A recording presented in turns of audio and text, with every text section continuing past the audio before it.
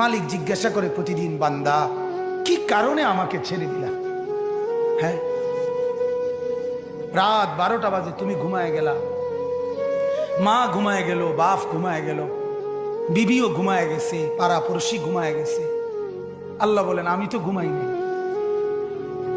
বান্দা আমিও তো ঘুমাই নাই, সারাদিনে আমিও তো জগৎটা পরিচালনা করছি, তবুও তো আমার কোনো ক্লান্তি নাই, আমি তো ঘুমাই নাই।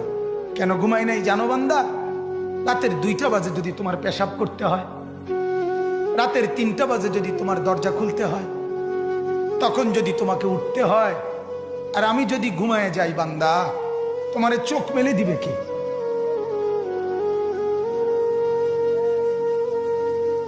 এই বাপ, চোখ মেলে দিবে কে?